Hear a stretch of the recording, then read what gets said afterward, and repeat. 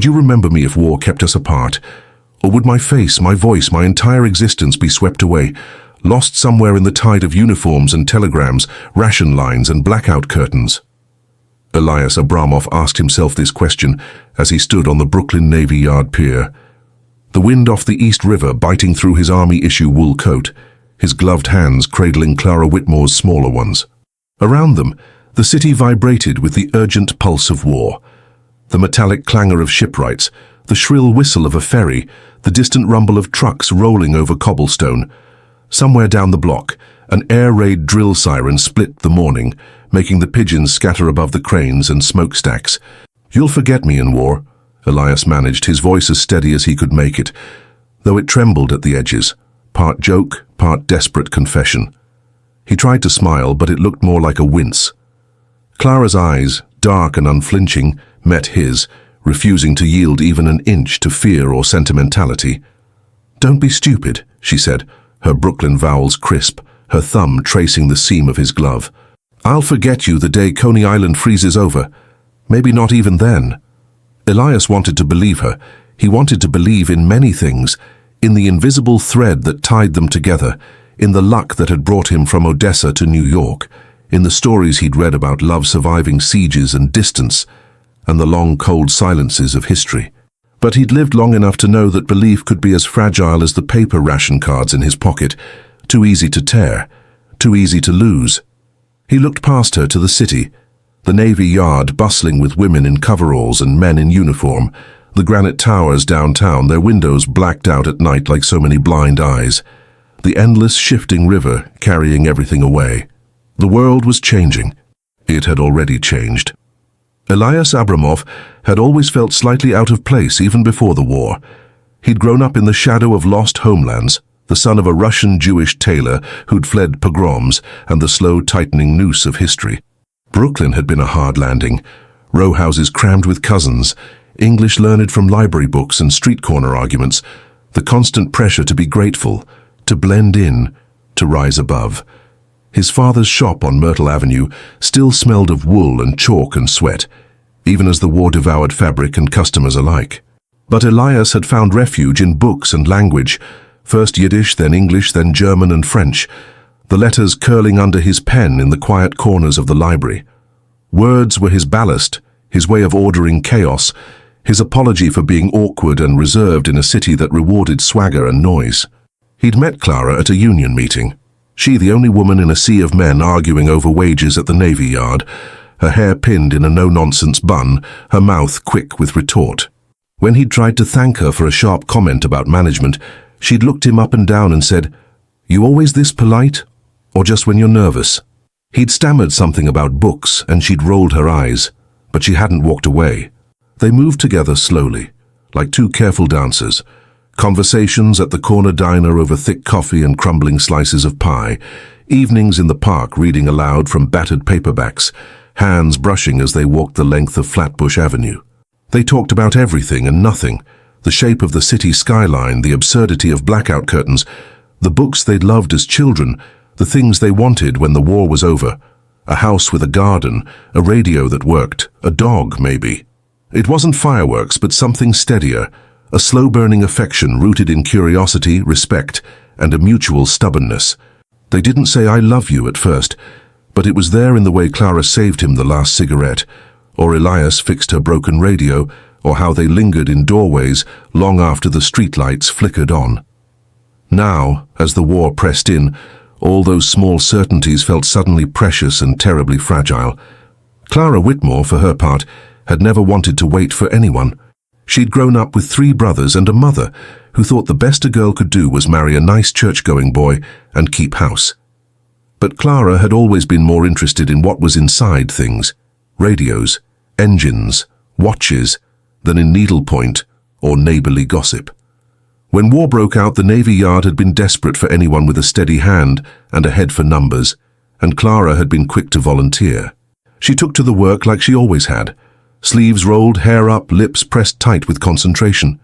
At first the men had tried to make jokes, to test her or trip her up, but she'd learned to answer in the language they understood, precision, speed, a sharp quip here or there. She was the best radio repair tech in her unit by the end of her first month. Life at home was another story. Her mother worried about her, worried that she worked too hard, that she'd never settle down, that she was letting herself go by spending so much time with wires and grease. The family's apartment was small, noisy, always full of relatives and neighbors coming and going, and Clara learned to carve out space for herself wherever she could. A corner of the kitchen table, a stool at the diner, a seat by the window on the subway. Elias had been a surprise. He was quiet, almost shy, but there was something about the way he listened, really listened, that drew her out. He liked her mind, not just her face, and that was rare enough to make her pay attention. She liked the way his hands moved when he spoke, the careful way he considered every word, his stubborn refusal to pretend he was something he wasn't. They fit together in ways she hadn't expected, filling in each other's silences, finding comfort in shared solitude. Now standing on the cold pier, Clara squeezed Elias's hands as if she could memorize the shape of them, the warmth, the way his thumb settled into the crook of her palm. The city behind them was waking up, streetcars rattling, newsboys hawking headlines about battles far away, the Navy Yard gate swinging open to swallow the day's shift. His orders had come 2 days ago, a thin envelope, an official seal, a list of instructions that felt both monumental and absurd. Report to Fort Dix, prepare for deployment overseas. No details, just a date and a time, and the knowledge that everything could change. They'd spent the last 48 hours in a kind of suspended animation, walking the city in the rain, talking about nothing, laughing too loudly at old jokes, making promises they both knew might be impossible to keep. As the time ticked closer, Elias found himself cataloguing everything about her. The way her hair curled at the nape of her neck when the wind picked up, the faint, stubborn grease smudges on her wrists, the way she bit her lip when she was thinking. He tried to memorize her laugh, the cadence of her speech, the way she said his name. He was terrified he would forget, or that she would. "Are you scared?" she asked, her voice softer than usual, barely audible over the sounds of the city. He nodded, unable to lie. "I am. Not of fighting, of not coming back, of you, moving on." Clara's lips curled in something between a smile and a grimace. "You're a fool, Elias Abramov. You think I'd let a little thing like a war shake me off?" He tried to laugh, but it caught in his throat. "I'll write," he promised. "As often as I can. You'd better, and none of that poetry either. I want the real stuff. Tell me what you eat. Who snores in your barracks if your boots pinch?" He nodded again, grateful for her steadiness, for her refusal to romanticize what was coming. "Deal." The ferry horn sounded, deep and mournful. Elias looked down at their joined hands, then up at her face, trying to memorize every line. There was so much he wanted to say, about how she'd changed his life, about all the things he hoped they'd have when this was over, about how scared he was that the distance and silence would swallow them whole. Instead, he said, "Don't forget me, Clara." She squeezed his hands hard, blinking fast. "Not a chance, soldier." The city swallowed him up. He boarded the ferry with his duffel bag and 1,000 other men, all shuffling and silent and pretending not to be afraid. The skyline receded, the water churning grey and cold beneath the hull. He watched Brooklyn slide away, the piers shrinking to matchsticks, the warehouses dissolving into mist. Clara stayed on the pier until he was gone, her hands stuffed in her coat pockets, her shoulders squared against the wind. She watched until she couldn't see the ferry anymore, until her eyes burned and her cheeks stung with cold. The city felt different when she turned to walk home, emptier, as if some essential piece had been carved out and carried away. In the days that followed, Brooklyn felt suspended between hope and dread. The Navy Yard was a hive of activity, ships taking shape beneath scaffolds, welders' sparks lighting up the gloom, the air thick with the smell of oil and hot metal. Women in bandanas and coveralls hurried between shifts, their faces streaked with sweat and fatigue. At home, everything felt sharper, brighter, as if the war had turned up the contrast on her life. The blackout curtains at night, the ration books on the kitchen table, the endless queues for coffee and sugar. The radio was a constant presence, news bulletins crackling with static, voices from London and Berlin and the Pacific, drifting through the apartment. Clara wrote her first letter that night, after her shift ended and the rest of the family was asleep. She sat at the kitchen table, the only light a stubby candle, and tried to fit everything she felt onto the thin, lined paper. She told him about the clatter of the city, the way the wind howled down the street at night, the smell of bread baking in the apartment below. She described the men at the yard, how they still looked at her sideways, but how she answered back anyway. She wrote about her mother's nervousness, her brother's restlessness, her own strange mixture of pride and fear. But mostly she wrote about him, how she missed the sound of his voice, the way he made her laugh, the comfort of his presence in a world gone mad. She sealed the letter and walked to the postbox on the corner, her footsteps echoing in the empty street. The city seemed to hold its breath as she dropped the letter in, as if waiting for something. News, a miracle, an end to the unbearable uncertainty. Elias's first letter arrived a week later, postmarked from New Jersey. His handwriting was neat, careful, as if he were afraid of making a mistake. "Dearest Clara, I am safe. The barracks are cold, but the company is good. I am learning the names of the other men, most from places I've never been. Ohio, Alabama, even California. I miss you. I miss the city, the smell of coffee from the corner diner, the sound of your voice. I keep your picture in my pocket. I hope you are well and that you have not forgotten me. Always, Elias." She read the letter 3 times before folding it into her pillowcase, her chest tight with relief and longing.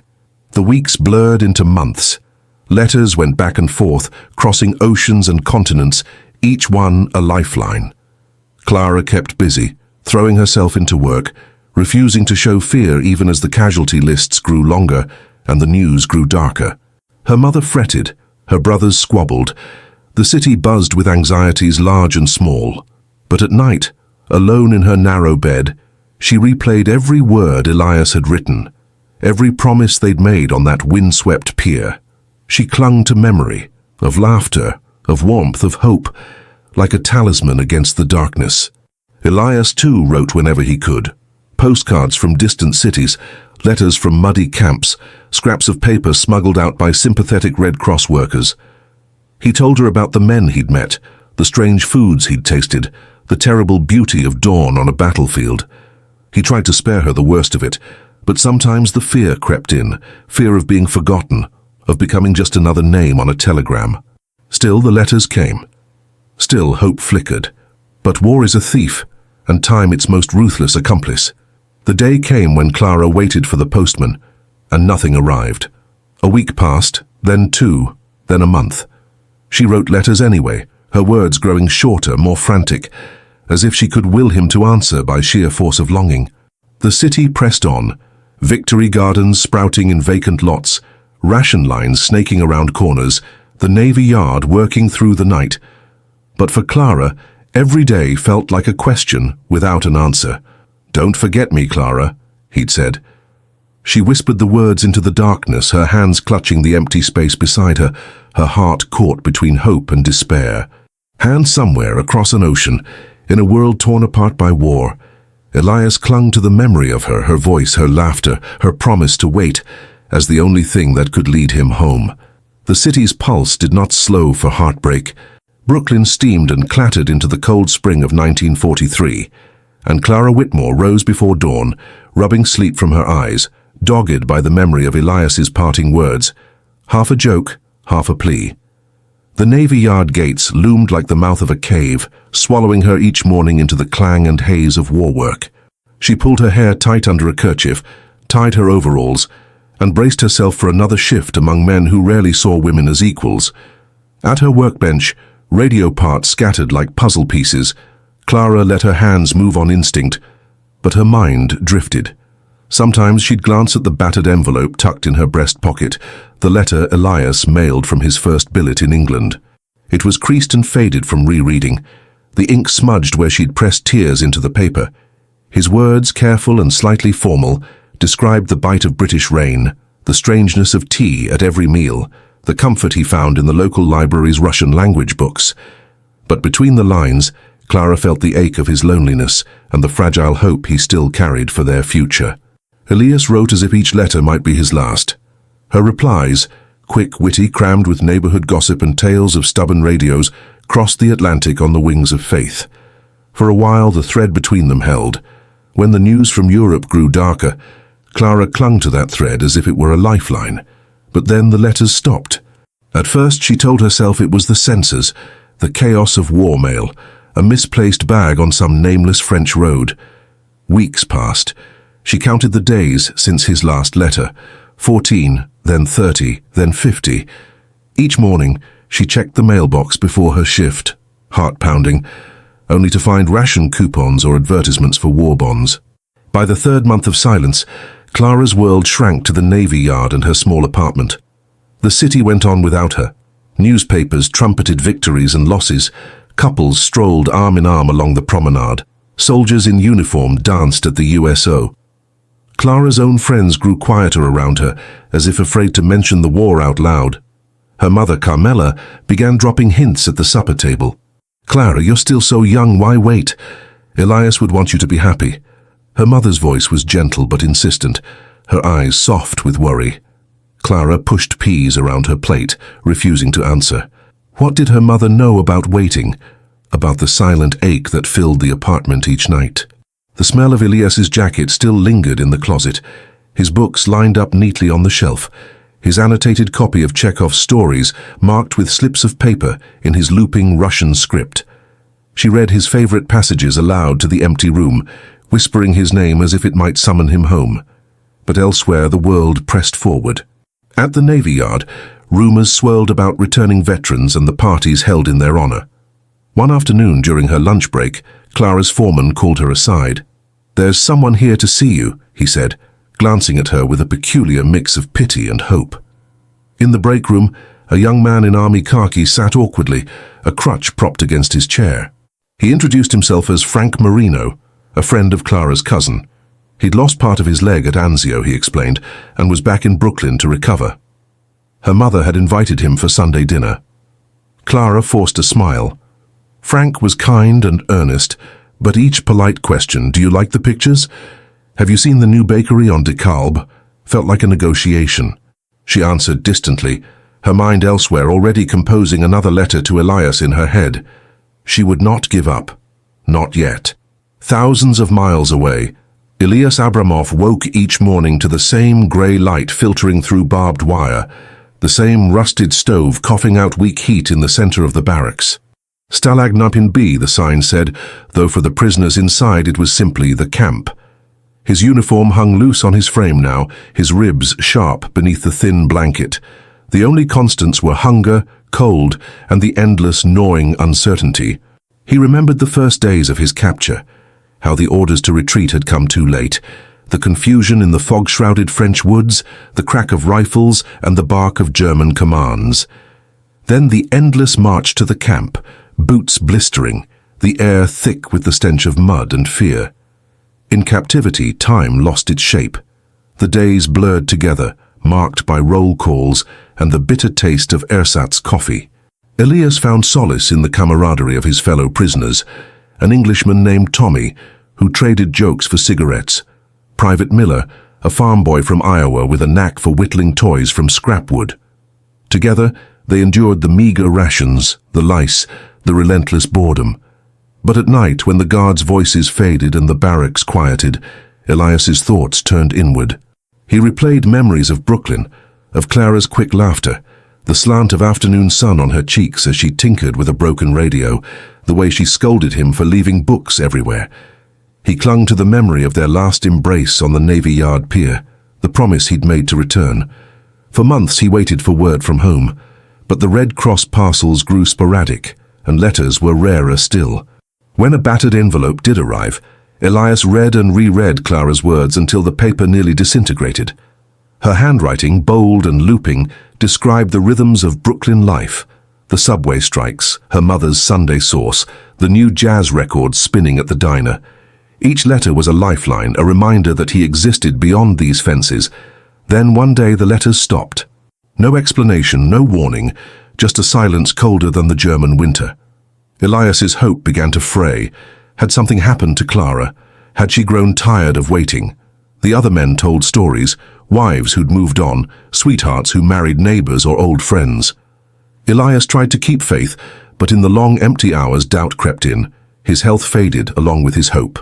The camp doctor, a fellow prisoner, shook his head at Elias's cough, the persistent ache in his chest. "You must eat, Eli," Tommy urged, pushing a crust of bread toward him. "For her, if not for yourself." Elias forced a smile, but the words echoed hollow. He kept Clara's last letter folded in his pocket, reading it by slivers of moonlight, tracing each word with trembling fingers. "You'll forget me in war," he'd told her. Now he wondered if she already had. Back in Brooklyn, winter settled over the city like a heavy coat. Clara trudged through snowbanks to the Navy Yard, her fingers numb beneath woolen gloves. The hours stretched longer now, punctuated by air raid drills and the shriek of factory whistles. She found herself snapping at co-workers, unable to muster her old wit. The mailbox remained empty. Each day she composed letters she never sent, pouring out her fears and hopes onto scraps of paper she tore up before bed. The official telegram from the War Department arrived on a Tuesday, just after she'd burned her tongue on weak coffee, just as she'd begun to hope again. "We regret to inform you," it read, "that Sergeant Elias Abramov is missing in action as of October 15th, 1944. Clara's world fractured. She stared at the words until they blurred, her mind reeling. Missing, not dead. But the difference felt razor-thin. Her mother held her as she wept, whispering that it was time to let go, that Elias would want her to move forward, but Clara refused. She wore his jacket everywhere, the lining patched with her own careful stitches, and slept curled around his books. Frank Marino visited more often now. He brought flowers, chocolates, stories of life after war. Her mother watched from the kitchen, hope flickering in her eyes. Frank was patient, never pressing, but his presence only deepened Clara's sense of guilt. She wanted to want something new, to believe in the possibility of happiness, but every glance at Frank's crutch, at his haunted eyes, reminded her of Elias and the shadows that war cast on all their lives. At night, Clara wandered the city, retracing the paths she'd once walked with Elias. She visited their favorite diner, ordered his usual sandwich, and left half uneaten. She sat on the Navy Yard pier, the wind cold and sharp, and whispered his name into the darkness. She could not let him go. In Stalag IX-B, the winter was merciless. Elias shivered beneath thin blankets, his cough worsening. The camp's population swelled as more prisoners arrived, each with stories of battles lost, of homes destroyed, of loved ones left behind. Some men received word from home, weddings, births, deaths. Others, like Elias, waited in silence. Despair crept through the barracks. Men who once joked now stared blankly at the walls. Elias found himself withdrawing, speaking less, drifting through the days. He watched Tommy try to rally the others, to keep hope alive with tales of rescue and freedom, but even Tommy's smile was brittle. One night, as snow drifted through gaps in the roof, Elias lay awake, Clara's letter pressed to his chest. He tried to recall the sound of her voice, the warmth of her hand in his. He feared the memories would fade, that he would become a ghost, forgotten, unloved, lost to history. But somewhere deep inside, a spark remained. He began to write letters in his mind, composing lines he could not send. He recited poetry in Russian and English, whispered Clara's name like a prayer. He forced himself to eat, to walk the perimeter of the yard, to speak kindly to the men who had no one left. He would not let go, not yet. Spring arrived in Brooklyn with the promise of change. The war in Europe neared its end. Newspapers screamed of victories, of Allied advances, of the possibility that boys might come home at last. Rationing eased. Storefronts displayed flags and victory posters, and the city buzzed with cautious hope. Clara, too, felt the shift. She resumed writing letters, though she no longer knew where to send them. She volunteered at the USO, mending uniforms and serving coffee to returning soldiers. She smiled for their sake, collected their stories, and listened for news of Elias in every unfamiliar name. Frank asked her to dinner. Her mother pressed her to accept. Clara hesitated, torn between loyalty and loneliness. She wanted to believe that happiness was still possible, that love might survive even the worst of wars. But each time she closed her eyes, she saw Elias's face, thin, hopeful, illuminated by the harsh lights of the Navy Yard pier. Her world was divided, the bustling city outside her window and the quiet ache within. For Elias, freedom became a rumor, whispers of Allied advances, of camps liberated, of trains heading west. Some men dared to hope, others dismissed the stories as cruel jokes. Elias listened, but did not allow himself to believe. His health faltered, but he endured. He watched the seasons turn, the snow melt into mud, the trees beyond the wire bloom with new leaves. He dreamed of Brooklyn, of Clara's laugh, of the scent of her hair mingled with solder and machine oil. He imagined her life without him. Did she walk the city at night, searching for his shadow? Did she keep his books, his jacket, his memory alive? Or had she moved on, as everyone said she would? He could not know, but he refused to let go of hope. The world outside the camp changed day by day, but inside time held its breath. Elias marked the days on a scrap of wood, each notch a testament to his endurance. He told Tommy stories of Brooklyn, of stoopball and subway rides, of Italian bakeries and Russian bookstores. He described Clara in loving detail, her stubborn wit, her steady hands, her refusal to be anything less than herself. "She's waiting for you, mate," Tommy said, grinning through cracked lips. "You'll see." Elias wanted to believe. He held on for one more day and then another.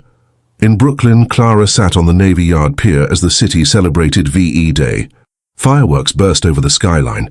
Voices sang and wept and cheered.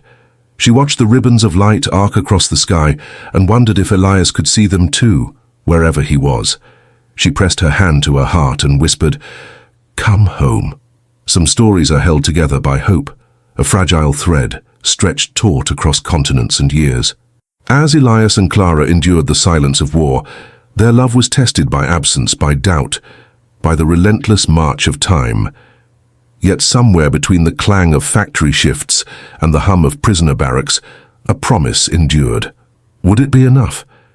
If you've been moved by Clara and Elias's story so far, don't forget to subscribe for the next chapter, where love and fate collide in post-war Brooklyn. Join our community and be the first to discover what happens when the tide of war finally recedes. The air in Brooklyn that spring of 1945 buzzed with a nervous anticipation, as if the city itself held its breath, uncertain whether to weep or to celebrate. For Clara Whitmore, every sunrise was a negotiation between hope and resignation. The war was finally, mercifully, drawing to a close according to the headlines hawked by newsboys outside the Navy Yard gates. But for her, the waiting had become its own endless campaign. She had worn out the knees of her blue work trousers, kneeling over stubborn radio sets, her hands grown deft and calloused from months of soldering wires and refitting dials. Sometimes in the hush of the repair shop after the night shift, she would press her palms together and watch the black grease collect in the lines, and wonder if Elias's hands had become as rough, if he'd have recognized hers by touch alone. Would he notice the new scar on her thumb, the way her nails had been chewed down with worry? His last letter was dated August 1943. In it, his handwriting, always so careful, so deliberate, had started to waver, the script slanting slightly as if the pen itself was tired. He wrote of cold nights, of a chess game played on a makeshift board, of the way the sky in France was different from Brooklyn's, paler, as if the sun is rationed too. He ended it with a joke about her mother's lasagna and a postscript. "You'll forget me in war, Clara, but I will remember you, even if the world forgets me." That letter lived folded in her wallet, the creases softening with every reread. She'd begun to fear the paper would dissolve before her hope did. The official notice came that winter, missing in action. She had stood on the cracked linoleum of her mother's kitchen, the telegram heavy in her hand, her mother's sobs muffled behind a tea towel. The world grew small then, a single room with a broken window, the draft cold enough to make her teeth chatter. That night she'd watched the city lights blink on, one by one, as if the city itself was trying to hold back the darkness. But the world did not end. It ground forward, indifferent.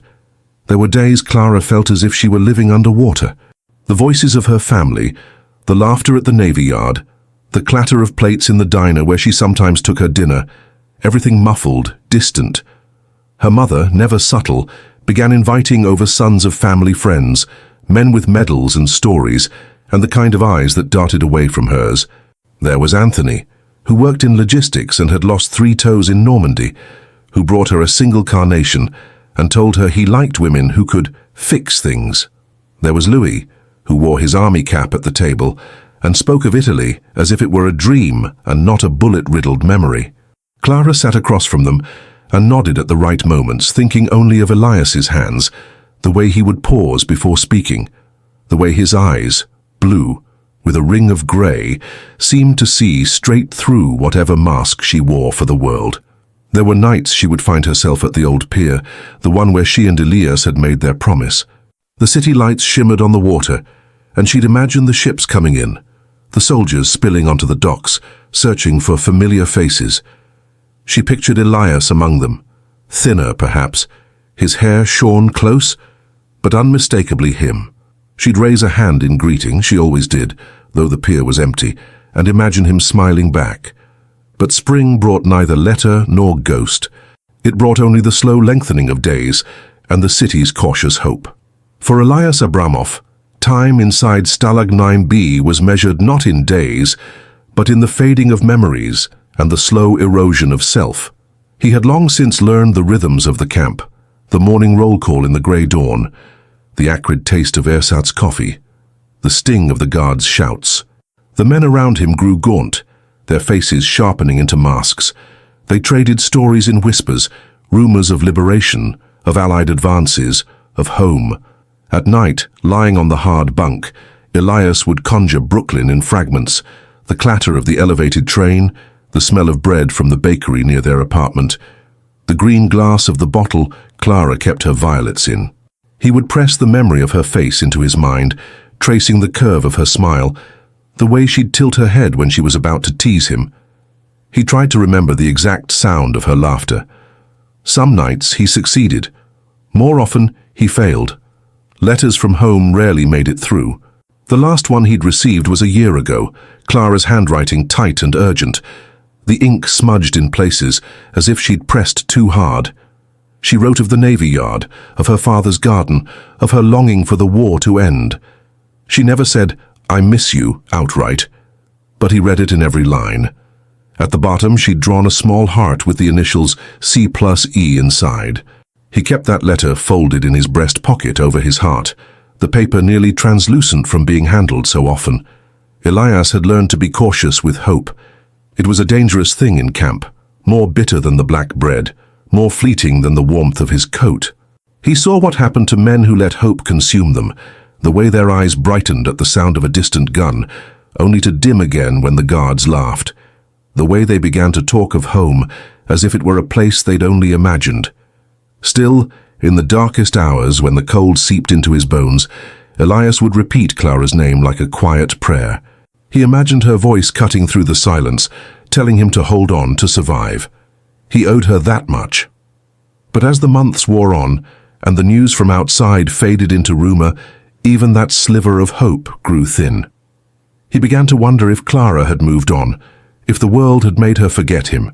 He imagined her walking arm in arm with another man down the avenues of Brooklyn, her laughter echoing off the brownstone walls. The thought gutted him. Yet he could not blame her. He barely remembered his own face in the cracked mirror above the wash basin. The war crept to its end like a wounded animal. In April 1945, the guards' discipline began to fray. There were days when the gates were left open, when the roll call was rushed, when the distant thunder of artillery was louder than the shouting of the guards. Rumors of liberation swept through the barracks like wildfire. Men packed their meager belongings, clung to one another, wept without shame. Elias remained cautious. Freedom, after so long, felt like another cruel joke. Then one morning the prisoners woke to silence. The guards had vanished in the night. The gates stood open, swinging in the breeze. For a long moment, no one moved. Then, slowly, the men emerged, blinking in the pale sunlight, as if they had forgotten how to see the world. Elias walked from the camp with a group of men, his legs trembling with every step. The trees were budding, the air sharp with the scent of new grass. He wanted to run, to shout, to weep. Instead, he moved forward, one foot after the other, holding Clara's letter in his fist as if it were a compass. He made his way to an Allied checkpoint, gave his name, waited as medics examined him, as officers asked him questions in languages he half remembered. He was given a blanket, a tin of soup, a ride in a truck with other liberated men. They spoke little. Some wept openly. Some stared at their hands as if seeing them for the first time. One night, in a makeshift hospital ward near Le Havre, a nurse pressed a letter into his hand. It was addressed to Sergeant Elias Abramov, U.S. Army. The sender, Clara Whitmore. The return address smudged but unmistakable. He broke the seal with shaking fingers. Inside, her handwriting was smaller, more cramped. Dear Elias, they tell me you are missing, that I should prepare for anything. I do not believe them, not really. I remember you promised to come home, and I still keep your books on the shelf, your coat behind the door. I think of you when the city is quiet, when the wind rattles the window panes. I will wait for you as long as it takes. Yours, Clara. He wept then quietly so the other men would not see. It was not hope he felt, but something fiercer, a resolve that burned through the exhaustion and the ache. He would return, if only to tell her that he had not forgotten. Brooklyn was both changed and unchanged. The city greeted its returning sons with parades and banners, but the faces in the crowds were older now, lined with worry. The Navy Yard was quieter, the constant clangor replaced by the slow hum of peacetime repairs. Clara watched the returning soldiers from her window, her heart a tight fist in her chest. She wore her best dress, though it was a little loose at the waist now, and pinned her hair back the way Elias liked. She told herself she was only being practical, that the war was over and life must go on. But every time she heard a knock at the door, her breath caught. Days passed, weeks. She went back to work, fixed radios, laughed at jokes that didn't land, went dancing with her friends. She tried to let herself be happy, or at least to pretend. Then, late one afternoon, there was a knock at the door. Her mother opened it, her voice rising in confusion. Clara wiped her hands on her apron and stepped into the hallway. He stood there, thinner than she remembered, his hair cropped close, his uniform hanging from his frame. But his eyes, blue with that ring of grey, were unmistakable. For a moment neither spoke. The world seemed to shrink to the square of linoleum between them. Elias started, his voice rough. I didn't know if you'd still be here. Clara stared at him, her hands trembling at her sides. I didn't know if you'd make it back. I promised I would, he said, and for the first time Clara saw the tears brimming in his eyes. She moved first, crossing the space between them in 2 strides, her arms wrapping around his shoulders, her face pressed into his neck. He held her as if he would never let go. They wept together in the hallway, the sound muffled by the walls, the city outside unaware of the miracle occurring within. When they finally pulled apart, Clara cupped his face in her hands, her fingers tracing the new lines, the scars he'd brought back with him. I thought you'd forgotten me, he whispered. She shook her head. Never. I kept everything, even your books. He smiled, a ghost of the old Elias, and let out a shaky breath. I brought something back for you, he said, pulling a folded scrap of paper from his pocket. It was her letter, worn thin, her handwriting still visible. She touched it gently, her eyes filling again. You kept it. It kept me, he said simply. They stood together in the fading light, the weight of years settling between them. Around them the city carried on, trucks rattling down the avenue, a dog barking, a radio playing a swing tune somewhere down the block. But for Elias and Clara, the world had narrowed to this single precious moment. It was not the end of their story. There would be scars, silences, memories that could not be soothed. But in that instant, hope and love, weathered but unbroken, hung between them, as undeniable as the spring air. And in the quiet that followed, Elias pressed his forehead to hers and whispered the truth he had carried through war and captivity and doubt. You'll forget me in war, he said, echoing his old fear, his old jest. But Clara only smiled, soft, sure, unyielding. I never did. The first thing Elias noticed, stepping off the hospital transport at the Brooklyn Navy Yard in late summer of 1945, was the changed air. It wasn't just the humidity or the tang of diesel fumes, but the sounds, no longer punctuated by the shriek of sirens or the constant clatter of war production, but threaded instead with laughter, car horns, and the clamor of a city learning to breathe again. The war had ended, the city had survived, and Elias Abramov, against all odds, had come home. He barely recognized himself in the dusty glass of the station window as he passed. Thinner, the bones of his face sharper beneath the skin, the eyes set deeper, shadowed by months of hunger and years of uncertainty. His uniform hung off his frame, a borrowed shell for a man who had lived too long on memories and hope. Yet something remained, quiet, steady, resilient, a flicker of the man he used to be and perhaps something more. As he limped into the sunlight, his battered duffel swinging at his side, the city unfolded before him, both familiar and strange. The Navy Yard gates where Clara once waited for him at dusk, her hair swept back with a red kerchief. The bakery on Flushing Avenue with its crooked sign, now serving fresh bread again after years of rationing. The thunder of the subway overhead, carrying people to lives that had paused and restarted over and over through the long years of war. He had dreamed of this moment in the camp, half mad with hunger and cold, clutching the last letter from Clara until the paper nearly dissolved in his hands. He had read her words 1,000 times, her jokes about her brothers, her stubborn refusal to say goodbye, her confession that she listened to static on the radio late at night, imagining his voice in the noise. When the letters stopped coming, when the Red Cross parcels slowed and rumors spread of Allied advances, he had told himself she was still out there, waiting as surely as the seasons would return. But Brooklyn felt like a city haunted by ghosts, not just of the dead, but of the living, changed by years apart. Elias wondered if Clara would see him now and recognize anything of the man she once loved, or if memory, as he'd always feared, was as fragile as paper and time. He made his way through the streets, past children playing with makeshift kites of old ration cards, past women in floral dresses and men in uniforms half unbuttoned in the heat. The city bristled with homecoming, with reunions and awkward kisses and tears. He was one of thousands, one more face in the tide of returnees. Yet to Clara he hoped he would always be more than just a name on a folded telegram. He paused at the corner of Navy Street, where a familiar red brick building rose above the shops. The diner's neon sign flickered in the afternoon haze. Rosetta's, their old haunt. He pressed a hand to the glass, peering in. The booths were crowded with sailors and mechanics, the air thick with the smell of coffee and fried onions. He remembered the first time Clara had dragged him here, laughing at his accent, at his careful way of reading every line of the menu as if translating a sacred text. He stepped inside, his heart pounding. The bell above the door chimed, a sound that for a moment carried him back to a world before war, before loss. Heads turned, eyes flicked over his uniform, but no one lingered. He slid into their old booth, his back to the window. The Formica table, scarred by years of spilled coffee and hasty goodbyes, felt suddenly precious beneath his hands. A waitress approached, her hair pinned in victory rolls, her voice brisk.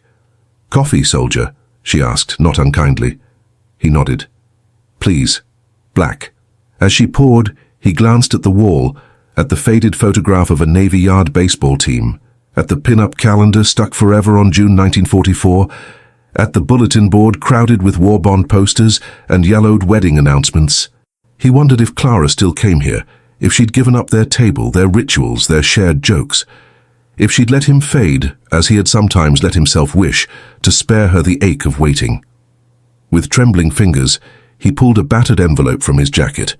Her last letter, the words almost memorized, "If you make it home, meet me where we said goodbye. I'll be there every Sunday at dusk, until the world starts over or until I can't remember your face." He read it one more time, as if summoning courage from ink and longing. The coffee was bitter, but it steadied him. He left a dime on the counter and stepped back into the street, the city spinning around him, full of possibility, full of doubt. He walked the long blocks to the pier, past the warehouses and the echoing clangor of the shipyards. The sun was setting, painting the East River in gold and shadow. The wind off the water smelled of salt and distant places. At the end of the pier stood a woman in a navy blue skirt and white blouse, her hair coiled at the nape of her neck, a red kerchief tied at her throat. She leaned on the railing, gazing at the water, her profile sharp and stubborn against the dying light.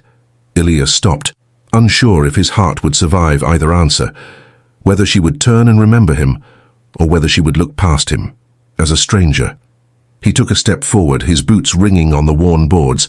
The sound caught her attention. She turned, slowly, as if afraid to hope. For a moment, neither spoke. The world seemed to contract, the noise of the city falling away, leaving only the wind and the pounding of his heart. Clara's eyes widened. Her hand flew to her mouth, then dropped as if she remembered herself. She took a cautious step forward, searching his face as if piecing together a familiar photograph from scattered fragments. "Elias!" Her voice was a whisper, raw with disbelief and longing. He nodded, unable to trust himself to speak.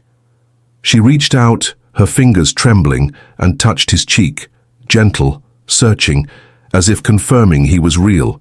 He closed his eyes at the contact, the warmth of her skin against his.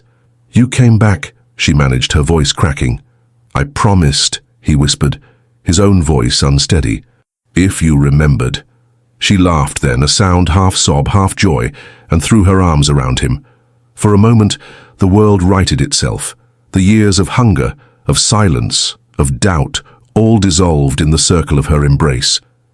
They stood together, swaying with the wind as the river shimmered beneath them. Elias felt for the first time in years the weight begin to lift from his chest. Yet the silence that followed was not without its shadows. They walked along the pier, hands entwined as the city's lights flickered awake. Clara told him of the empty months, of the letters returned unopened, of the pressure from her mother, and the loneliness that pressed against her like winter. She confessed she had tried once or twice to let go, to imagine a life without him, but always found herself drawn back to the pier, to the booth at Rosetta's, to the scent of his books stacked on her shelf. Elias in turn spoke of the camp, of the hunger, the cold, the nights when hope seemed like a childish luxury. He spoke of the men who did not make it home, of the letters he wrote in his head when there was no paper, of the fear that he would be forgotten, that even if he survived, the world would have no place for him. They did not pretend that reunion was simple or that love could erase years of absence. The scars were real, on his body, on her spirit. There were things he could not say, wounds she could not see, silences that would linger in the spaces between them. But as they sat together on the edge of the pier, watching the lights of the city flicker to life, something fragile and new began to grow, a kind of hope, not for what had been lost but for what might still be built. Clara leaned her head on his shoulder, her hair brushing his cheek.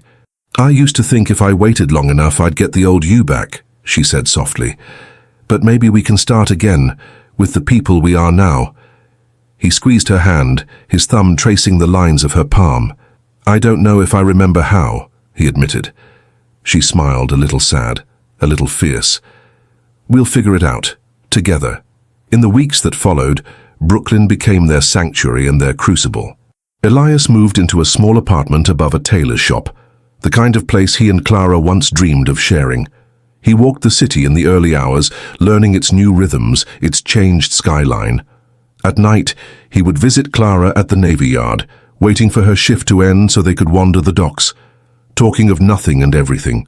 Slowly, the habits of war gave way to the rituals of peace. Elias learned to laugh again, to savor the first taste of fresh bread, the warmth of sunlight on his skin, the comfort of Clara's hand in his.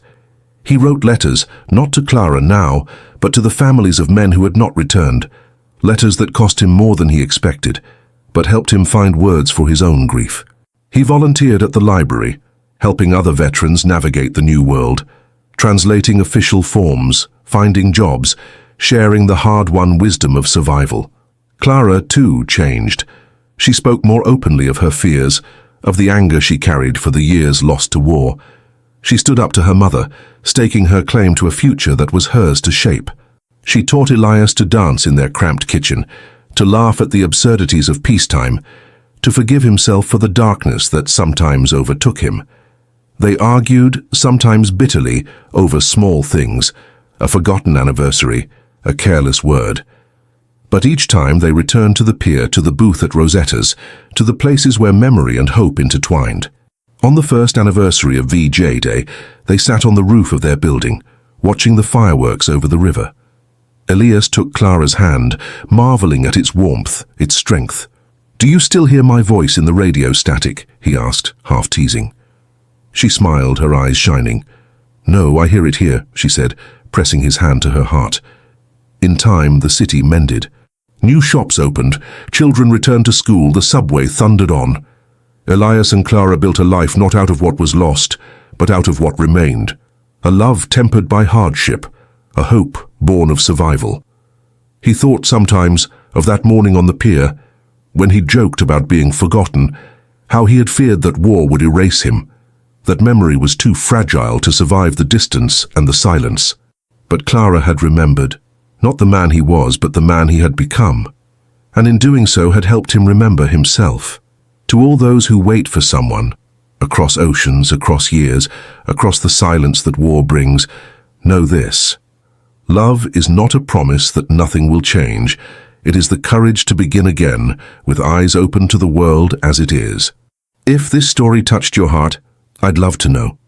Have you or someone you love ever waited through impossible odds? Share your thoughts in the comments below. If you want to hear more true-to-life wartime romances and stories of hope, remember to like this video, subscribe to the channel, and click the bell so you never miss a story that might remind you what's worth holding on to. After all, the world is full of stories, some lost, some found, all waiting to be remembered. Thank you for listening. Until next time, hold your loved ones close and never underestimate the power of hope.